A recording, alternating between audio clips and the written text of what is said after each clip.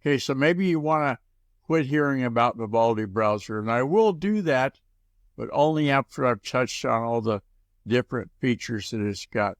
One of them is mastering tab stacks, and that means that you can have tabs all like-minded or on the same topic and stack them together to make it easy as cake to get to that increment. Maybe it's search engine optimization tabs you have, or headline analyzer tabs, whatever, and put them in a tab stack and then manage them through the interface in Vivaldi makes the job easy as cake to do. I've got a document over at theguyrcookreport.podbean.com about mastering tab stacks in Vivaldi, and take a look.